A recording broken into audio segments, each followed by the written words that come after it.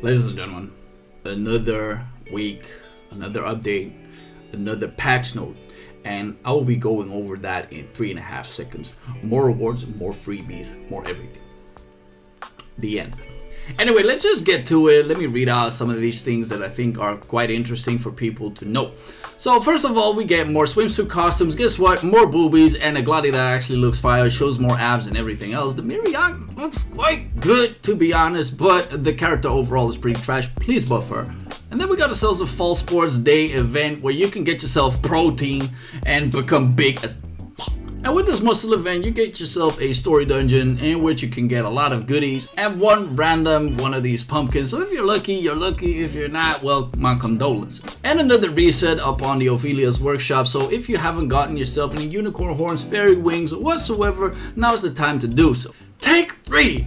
So coming with the newest patch is the improvements to a lot of content. World Boss, League of Victory, Tower of Challenge are included into this one. And I think this was highly necessary because the rate of where rubies were being spent was ridiculous. So now we got a slight increase onto this rubies. If you are the number 1 headband, you get 2k more than usual. If you are ranked 300, you get 700 rubies more.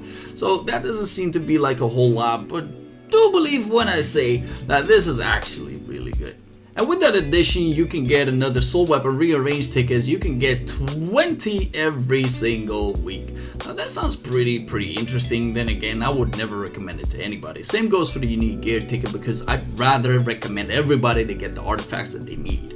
But then for the League of Victory side of things, if you get yourself a challenger, instead of getting 1.2k of medals every single day and then 1.2k rubies every single day, you get 2.5k, which is a more than double, which is absolutely crazy, my guys. Getting 2.2k rubies every single month for the number 1 headband, weekly, not monthly. Getting 4k instead is ridiculous. So if you get the number 1 headband, this is your reset to Apocalypsion straight away. And although it seems like something that they shouldn't or didn't have to do, think about this. Think about it like this. If there are more rubies given out to all of the other people, that means that the resets could happen also. Because the reward is many times higher than normal. So could this be a revival of League of Victory? Maybe. In theory, it sounds quite interesting. And another neat addition coming with this League of Victory part is that we can get an NPC unique gear ticket. And if you think about it, this isn't even with the Gladi reduction discount. So think about it is we can get a 10% reduction of the price, which will be 81k. And with some slight math, thinking that you can get the top 10, you can get yourself a NPC unique weapon ticket within 30 days. Now that sounds quite broke. But then for the Tower of Challenge, there are some neat additions here that I really do like. And starting off with the normal event, starting off with the normal artifact ticket, if you can get yourself to that 80th floor, kick Lucicle into the dome piece, you can get yourself a normal artifact ticket every single month, ladies and gentlemen. So if you are lacking that one artifact that you would like to increase to a 5-star, this might be the right step into the right direction. And just thinking about getting yourself a Transcendence 5 points for the newer players seems pretty good. Do I need them as a veteran player? Not necessarily. Could I use them, however? Yes. Outside of the other parts, you can get yourself 1.5k rubies every single month, which is really good. 2 random artifact pieces and some circle of friendships that you can then use for your NPCs. I think this is a great addition if you look at the left side of things, because in no way is this a comparison to whatever we are going to get.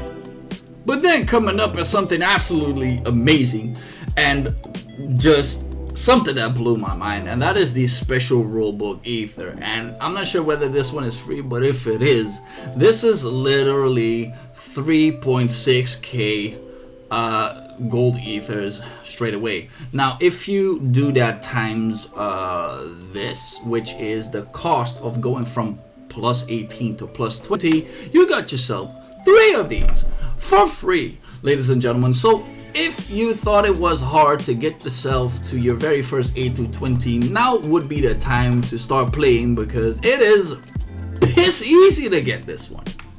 That being said, they're going to add a new currency that I'm not sure what this is for. Some people are saying this is for Valence.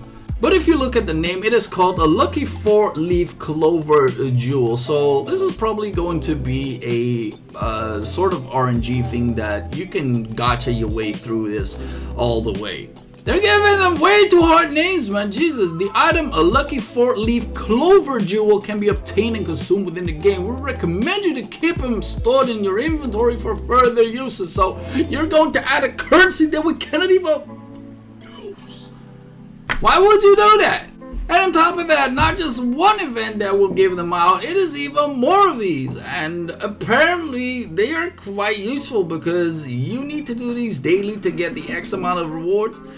I'm really wondering what they're gonna be used for. I think this is one of the biggest debates that King's Raid ever pulled on me, at least. And outside of that, there's obviously some preparation events for Valence, so log in, do your dailies, get these freebies, and get this currency that I don't know what the hell it's for. And that kind, people, basically wraps up the video. There's nothing else to talk about except for a very limited amount of things to talk about.